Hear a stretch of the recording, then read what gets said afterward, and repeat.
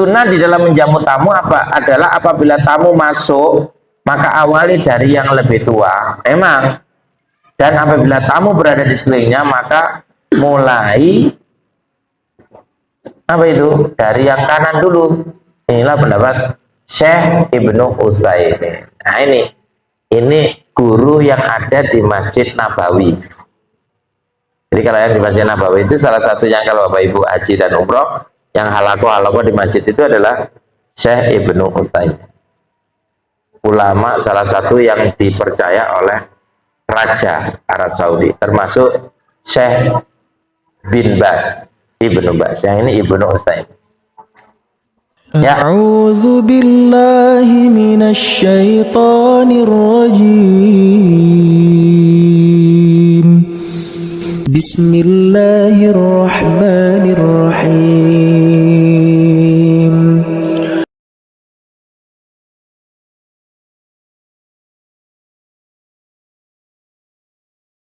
Tuh.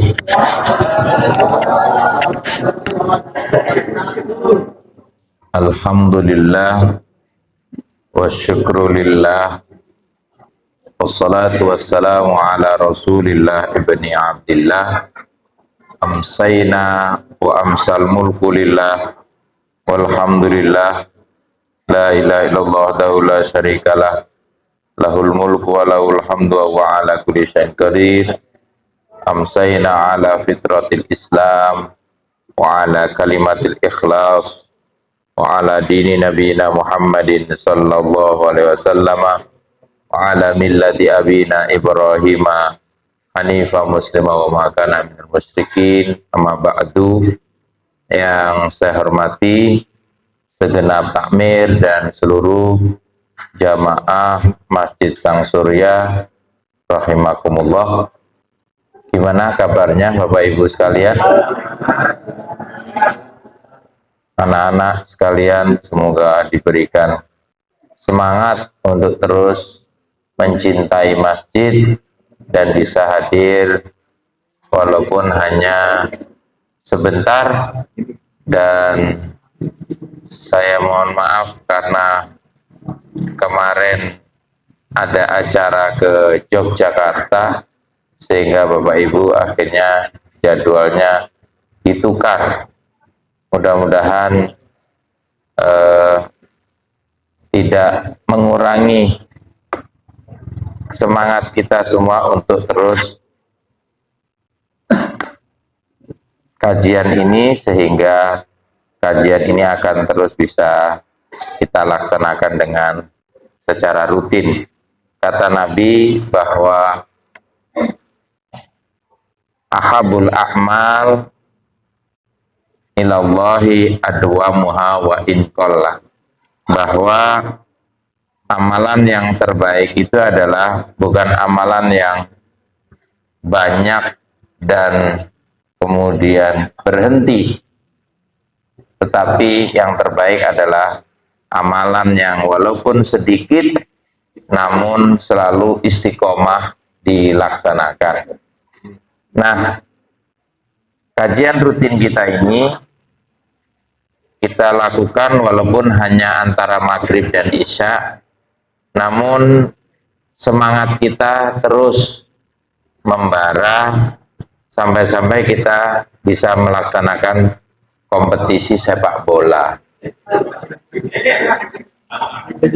Jadi menurut saya tidak ada takmir masjid di Indonesia ini, bahkan di dunia, yang mengadakan kompetisi sepak bola. Setahu saya hanya FIFA yang mengadakan. Ternyata ibu-ibu yang menggunakan FIFA kosmetik juga tidak kalah. Mudah-mudahan masjid ini bisa bermanfaat bagi semua. Salawat serta salam semoga tercurahkan pada junjungan kita Nabi besar Muhammad sallallahu alaihi wasallam serta keluarga, para sahabatnya dan pengikutnya yang setia. Bapak Ibu sekalian, hari ini jika kita melihat kalender Hijriah, mungkin ada yang menulis tanggal 2, ada yang menulis tanggal 3 ya. Dua-duanya memang punya standar masing-masing. Tetapi paling tidak memang mulai dari Januari itu kalender antara Masehi dengan Hijriah itu sudah mirip-mirip lah ya. Sudah berdekatan, tidak seperti di bulan-bulan sebelumnya yang selisihnya sangat jauh sehingga menyulitkan kita untuk menghitung. Kalau sama gini kan enak, tanggal 1 Januari 1 Rajab, ya kan? Sehingga kemarin tanggal 27 Rajab itu pas tanggal 27 Januari, sehingga liburnya juga enak sesuai dengan kalendernya. Nah, kita Syakban sekarang ini mungkin hanya selisih 1 hari lah ya, tetapi tidak ada masalah karena memang kalender Hijriah dengan kalender Masehi itu 1 harinya sudah selisih. Kalau sebelum maghrib ini itu tanggal 3, kalau setelah maghrib itu tanggal 4. Jadi setiap hari itu kalender Hijriah itu pasti ada 2 tanggal. Seperti nanti kalau kita masuk bulan Ramadan, sebelum maghrib kita itu masih bulan Sya'ban, setelah maghrib Ramadan, sehingga malamnya kita sholat tarawih. Mudah-mudahan kita diberikan umur yang panjang oleh Allah Subhanahu wa Ta'ala, sehingga kita bisa berpuasa di tahun ini. Untuk itu, marilah kita awali kajian kita dengan doa, mudah-mudahan ilmu kita bermanfaat. Bismillahirrahmanirrahim. Raditu billahi rabbah wa bil islami dina wa bi muhammadin nabiyya wa rasulah. Rabbi zidni ilma warzuqni fahma waj'alni min ibadikas sholihin. Bapak Ibu sekalian, tidak terasa kita sudah sampai di hadis yang ke-13, betul ya? Hadis ke-13. Nah, paling tidak ilmu yang kita kembangkan itu secara berangsur-angsur kita bisa praktekkan dalam kehidupan kita dan juga kita amalkan untuk anak-anak kita. Karena memang perlu bertahap, memang tidak harus cepat selesai. Yang penting ilmu itu bagaimana kita pelajari secara tobakon an tobakin, yauman fa yauman, qalilan fa qalilan, ya. Nah, dari hadis-hadis yang sudah kita pelajari, masih ada hubungannya terus, ada pertaliannya, ada relevansinya, dan ada korelasinya. Karena apa? Hadis yang disusun ini memang berdasarkan dasar pikiran untuk tidak hanya kita sebagai ayah, kita sebagai ibu, dan kita sebagai anak, tapi semua dalam konteks keluarga. Mulai dari kita berlemah lembut, ya betul ya. Kemudian kita masuk di senang mengucapkan salam pada anak kecil. Lalu juga ini dalam konteks kemarin, karena kita itu mengumpulkan anak-anak untuk kompetisi, secara tidak langsung sholatnya pasti di Masjid Sang Surya, ya kan? Nah, baik, mari kita baca basmalah bersama-sama. Bismillahirrahmanirrahim. Saya baca dulu, nanti Bapak Ibu tirukan. An Sahli, mari, Ibni Sa'adin radhiyallahu anhu anna Rasulullahi sallallahu alaihi wasallam utiya bi syarabin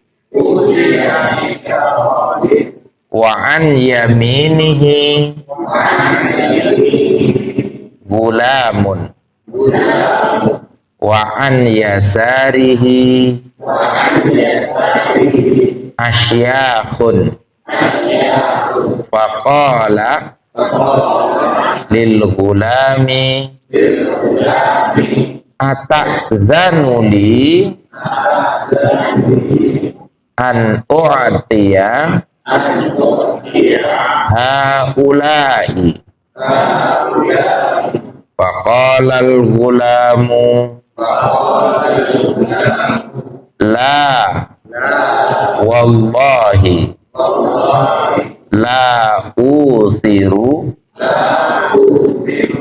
binasibi minka ahadan fatallahu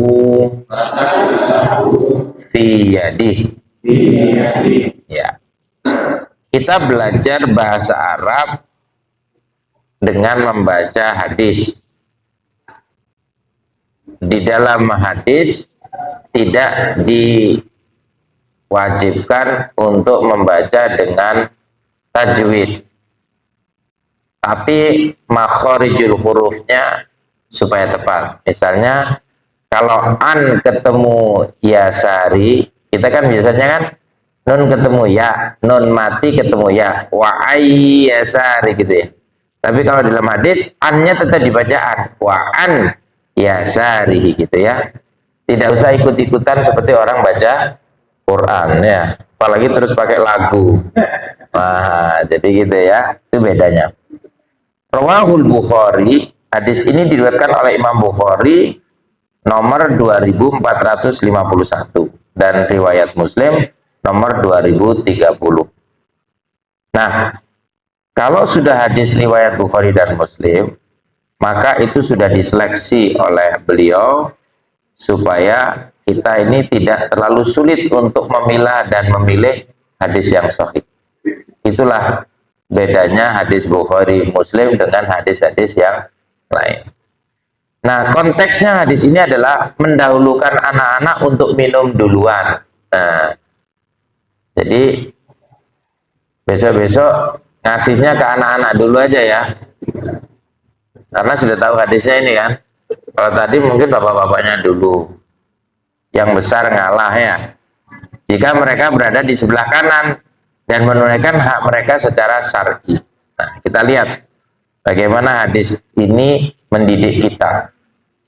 Dari Sahal bin Sa'ad radhiyallahu anhu menceritakan bahwa Rasulullah Shallallahu Alaihi Wasallam pernah disuguhkan sebuah minuman. Nah, tuh Rasulullah pastikan dihormati ya, dan diberikan pasti pertama kali. Memang itu standar menghormatinya begitu. Tapi ternyata dan di sebelah kanan beliau ada seorang anak, gulam itu anak laki-laki, untuk panggilan kesayangan ya. Terus sedangkan di sebelah kiri beliau ada orang tua, asyaf itu jawabnya dari syekh. Jadi kalau ada orang dipanggil syekh itu berarti dia sesepuh. Kalau bapak-bapak yang pakai janggut, mohon maaf, ini termasuk syekh juga ini. Ya. Jadi syekh itu di dalam literatur bahasa bisa berarti orang yang ahli ilmu agama, itu syekh. Yang kedua, dia ketua takmir masjid.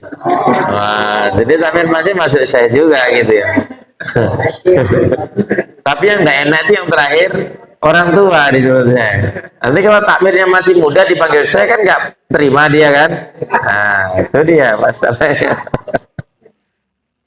Kalau di sana di tanah suci, syekh itu untuk Raisul Muassasah, ketua yayasan. Biasanya untuk mereka menyambut jamaah haji dan umroh itu lewat syekh siapa ini gitu. Syekh Sulaiman Jabir. Oh, berarti itu syekh yang akan menghormati, akan melayani sampai selesai musim haji.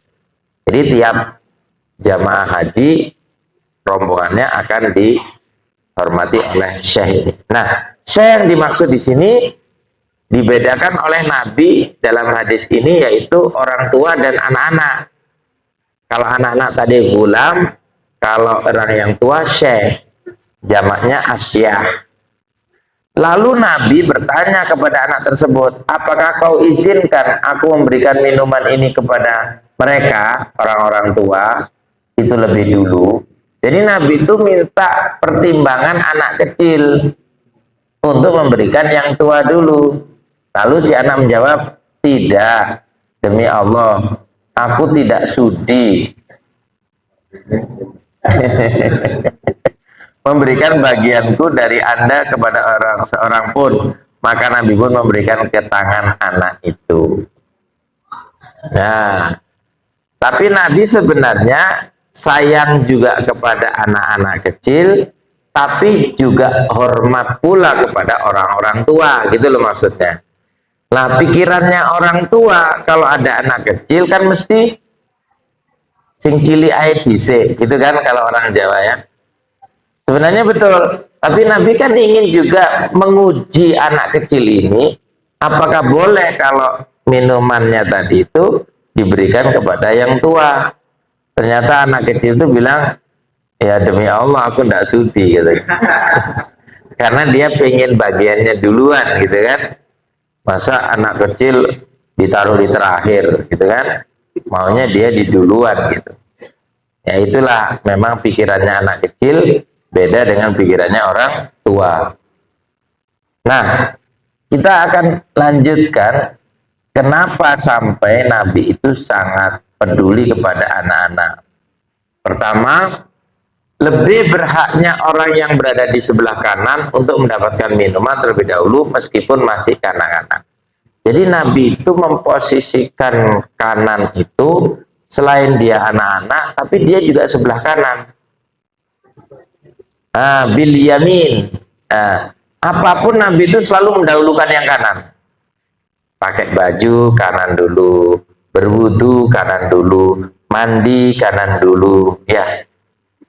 Bapak Ibu kalau mandi wajib dan memandikan jenazah itu sama, kanan dulu. Dan jumlahnya witir, ganjil. Sama lah dengan kurma. Jadi kurma itu kenapa kok Nabi? Sebenarnya Nabi itu ingin mengajarkan tidak hanya pemberiannya saja, tapi angka itu penting. Innallaha witrun yuhibbul witra. Allah itu jumlahnya ganjil dan menyukai jumlah yang ganjil. Jadi nanti kalau tidak dikasih satu, ya dikasih tiga. Kalau tidak bisa dikasih tiga, kasih lima. Waduh Ustaz, tapi ya tidak kuat Ustaz kalau lima itu. Ya maksudnya memberi itu tidak semata-mata barangnya, tapi jumlahnya. Itu menjadi penting. Sholat witir itu adalah tersendiri. Namanya witir ya ganjil gitu loh. Ya. Kalau sholat taraweh masna, dua. Itu maksudnya. Sehingga membedakan sholat taraweh sama sholat witir itu di angkanya. Memberi anak itu selain posisinya jumlahnya ganjil, tapi juga arahnya. Mana itu? Kanan. Nah, hal ini ternyata pada hal-hal yang sifatnya sederhana itu Nabi sudah praktekkan. Berarti mari kita belajar untuk mengamalkan, ya. Nah, inilah pentingnya kajian rutin tuh biar tahu, oh ternyata hadis ini yang belum pernah kita dapatkan, sekarang ini kita dapatkan. Alhamdulillah. Nah, berikutnya, faedah hadis ini adalah pendidik wajib menunaikan hak anaknya yang telah ditetapkan oleh syariat. Jadi anak itu walaupun dia masih kecil dan tidak bisa menuntut haknya, dia itu haknya harus diberikan walaupun dia masih kecil. Termasuk yang dalam kandungan. Kalau ada ibu yang hamil memaksakan diri untuk berpuasa dan itu tidak sesuai dengan saran dokter, maka itu hakikatnya tidak memberikan hak nutrisi pada anaknya. Saya ketika istri saya hamil, dan itu pun saya tidak sengaja, Ya benar kan? Bapak-bapak pernah sengaja itu? Kan nggak sengaja juga. Kalau sengaja saya akan minta itu lahirnya tanggal 1 Januari 2025, tanggalnya sama, bulannya sama gitu kan. Atau tanggal 25 bulan 2 2025. Lu kan cantik doang. Nah, nggak bisa kita minta begitu kecuali sesar. Berarti kita memang tidak sengaja.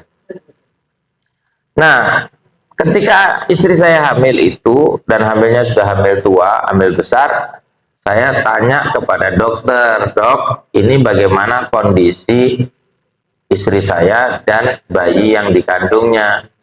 Karena ini berkaitan dengan bulan Ramadan.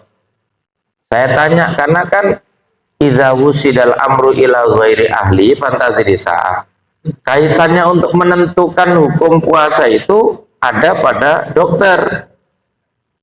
Kan dalilnya jelas, famangkana minkum maridon au ala safarin. Nah, kan orang sakit saja yang menentukan siapa? Dokter. Kalau musafir kita yang menentukan. Tapi kalau udah urusan sakit, urusan hamil, wa 'alal ladzina yutiqunahu fidyatun ta'amul miskin. Udah jelas tuh. Kalau orang-orang yang berat seperti orang tua, orang yang hamil, orang yang bekerja keras, itu semuanya ada yang menentukan. Siapa ahlinya untuk kesehatan? Yaitu dokter. Nah, setelah diperiksa apa? Di USG, dicek darahnya, dicek bagaimana air ketubannya, dicek kesehatan ibu, tingginya, badannya, segala macam. Ternyata dokter menyatakan sehat. Seandainya istri saya puasa, dokter, apakah akan mendatangkan mudorot? Saya tanya gitu. Dokter bilang, asalkan takjilnya bergizi. Gimana maksudnya takjil bergizi itu? Ada yang takjil itu pakai gorengan. Ya itu tidak salah. Tapi kalau menjes, terus petis, terus lombok, perut kita masih kosong, itu kira-kira rasanya gimana? Nah itulah. Jadi kita kalau takjil tuh kenapa kok disuruh yang manis-manis? Karena perut kita masih kosong.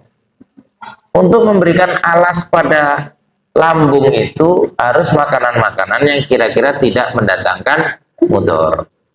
Nah itulah air zam-zam, kurma, ya, kemudian sesuatu yang lunak supaya dia tidak mengganggu metabolisme. Nah, termasuk ini akhirnya istri saya dikatakan sama dokter boleh, terus ditambahi dengan nutrisi yang baik dan makanan yang bergizi. Terus kalau waktunya takjil jangan diundur-undur. Ada orang itu merasa kuat, aku kok takjil, aku sih kuat kok. Iya, nggak segera makan, nggak segera minum, nggak segera. Lah padahal dia kan hamil. Lah terus anaknya di jero apa ya gelem ngenteni mbek tengok-tengok ngene kan. Kali anak yang ngenteni. Lah ibuke mangan, melok mangan. Lah ibuke ngombe, melok ngombe. Lah ibuke gak mangan. Piye? Ya melok luwe kan. Itu maksudnya. Jadi harus menunaikan hak anak itu. Bukan sakarpe dhewe terus. Termasuk kenapa kok ibu yang hamil dilarang minum minuman keras. Oh yang tidak hamil aja dilarang, apalagi yang minum minuman keras. Ada yang tega-teganya memperturutkan hawa nafsunya dengan merokok. Jadi kalau anaknya terjadi apapun sehingga terjadi misalnya naudzubillah min dzalik kecacatan pada fisiknya, itu salah satu efek dari makanan dan minumnya yang diasuhnya. Itulah pentingnya. Berarti ibu itu tadi tidak memikirkan hak anaknya. Nah, disyariatkan anak-anak turut bermajelis. Nah, duduk bersama-sama kayak kita gini nih. Walaupun memang nggak bisa tenang karena namanya anak. Sana ke sini, gitu kan. Keluar masuk, keluar masuk. Dengan orang-orang yang lebih tua usianya, agar mereka apa?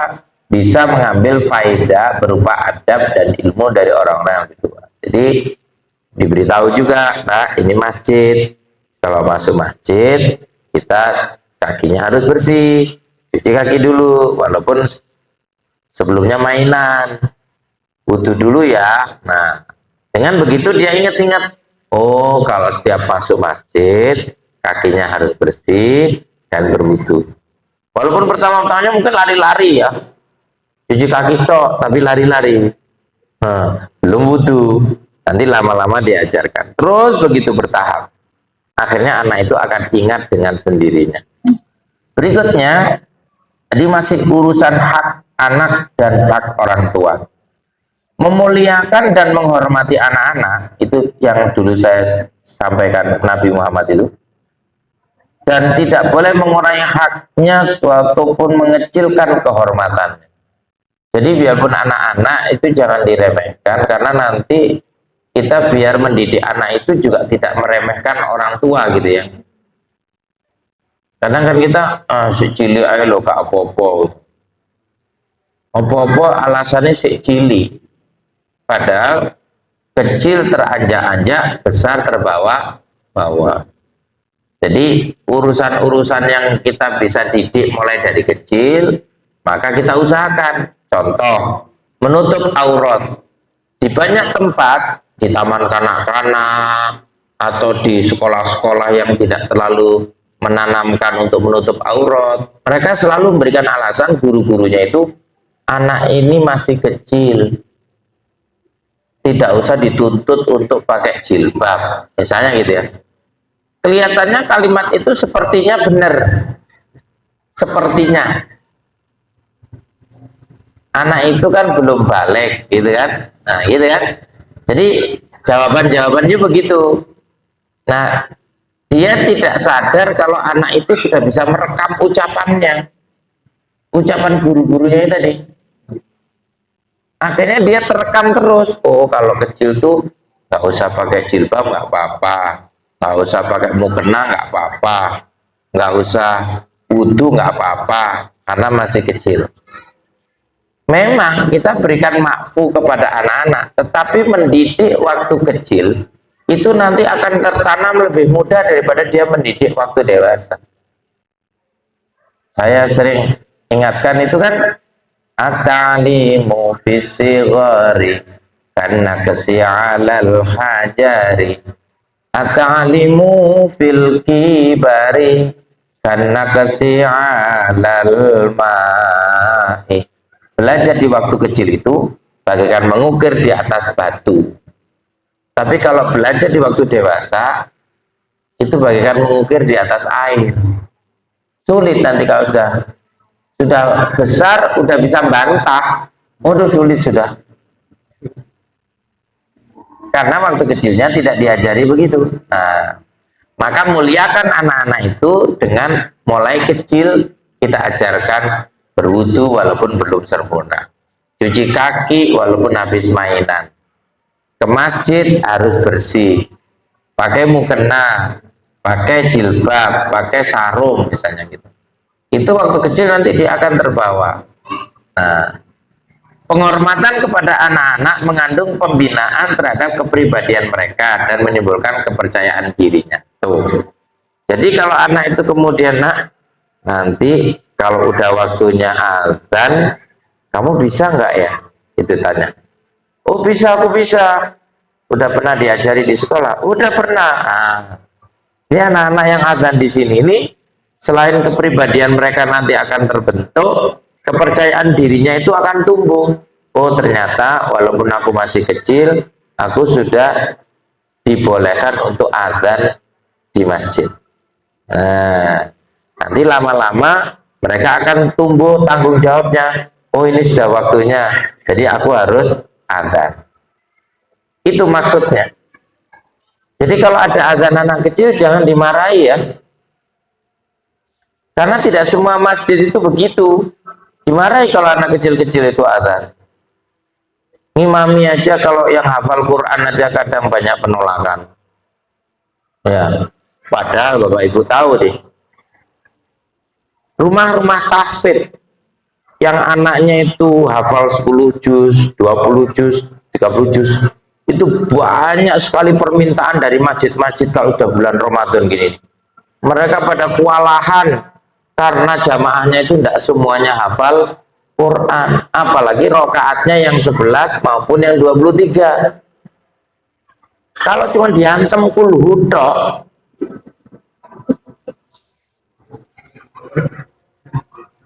ya akhirnya nanti masjid menjadi masjid kulhu.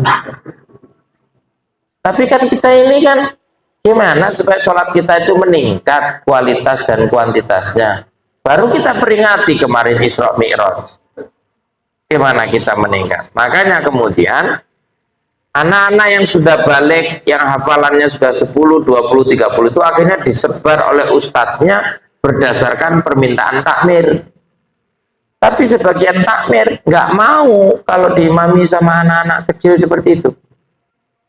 Karena kalau kita di Timur Tengah, di beberapa tempat, di negara-negara itu, mereka itu kecil-kecil tapi yang diimam itu sofnya tua-tua di belakangnya.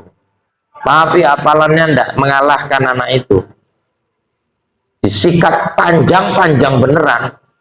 Akhirnya yang belakang itu harus menyesuaikan sama anak kecil itu. Iso kelepek-kelepek itu. Karena awalnya dia meremehkan. Memang pernah itu di sebuah masjid saya begitu itu. Jadi saya datang ke masjid, kemudian takmirnya minta maaf. Ustadz, minta maaf ya. Kenapa? Nanti Ustadz tausiah aja. Yang akan ngimami anak-anak yang baru lulus tasmi 10 juz, 20 juz, dan 30 juz. Oh, saya lebih senang, nggak apa-apa, nggak usah saya jadi imam, biar mereka. Tapi Ustadz tetap di belakangnya. Oh iya. Terus nanti siapa yang dampingi mereka? Ustadz-ustadznya di belakangnya semua Ustadz. Jadi maksudnya Ustadz itu saya sama Ustadznya tahfidz. Jadi di soft pertama itu Ustadz tahfidznya di belakang semua, anak itu di depan. Tapi bukan untuk yang sholat isya ya. Sholat isyanya qori yang sudah rawatib itu sudah permanen, baru sholat tarawihnya yang mereka. Benar Bapak Ibu, nanti ini akan anak ini membaca 1 juz. 1 juz 11 rakaat dibagi. Jadi kan 1 juz itu kan 10 lembar. Ya, jadi nanti 1 rakaatnya itu 1 halaman. Nah, 1 halaman terus nanti kita selesaikan sampai selesai. Mohon Bapak Ibu menyesuaikan. Lalu diberitahu jauh-jauh hari, pokoknya one day one juz. Begitu selesai khatam Al-Quran, persis seperti di Tanah Suci. Semula kelompok ibu-ibu itu tidak setuju. Jangan anak-anak yang menjadi imam. Dia nggak ngerti, anak itu bukan seperti anak-anak yang umumnya. Anak ini sudah seleksi tasmi, berarti udah didengerin sama ustadznya dan bacaannya sudah bagus. Makhorijul hurufnya, ibtidah, waqaf, wasol, kemudian tajwidnya sudah semua. Nah, makanya dicek sama imamnya. Nah, di belakangnya ustadznya. Jadi kalau misalnya ada keterputusan ayat, disambung sama ustadznya di belakang. Dan itu 1 bulan, waktu udah beberapa tahun yang lalu. Sehingga kampung itu kemudian dinamakan Kampung Al-Quran. Karena ternyata penghafalnya banyak di situ tuh. Dan kemudian digilir setiap harinya. Kamu ya jadwalnya 1 hari, ini hari pertama, kamu hari kedua, ketiga, semuanya memompa dirinya untuk memperkuat hafalannya. Sehingga mereka percaya diri walaupun mereka masih kecil saja. Itu hak anak. Gitu ya. Nah, maka anak yang hafidz Quran punya kepercayaan tersendiri.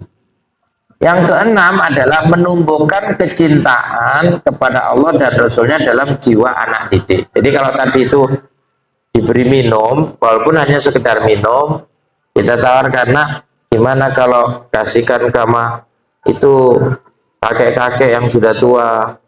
Enggak, aku aja dulu, aku haus misalnya.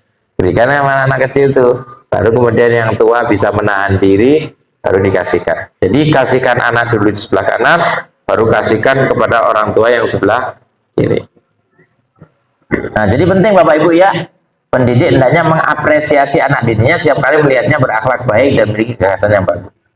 Tidak boleh mengambil hak anak didik yang diakui syariat apabila ia memang berhak memperolehnya kecuali dengan izinnya. Nah itu tadi. Jadi kalau misalnya kasih minum, kasih makan, dia tidak mengizinkan, ya kita harus dahulukan tetap anak-anak. Nah kita harus seperti guru TK lah maksudnya gitu ya. Sunnah di dalam menjamu tamu adalah apabila tamu masuk, maka awali dari yang lebih tua. Memang. Dan apabila tamu berada di sekelilingnya, maka mulai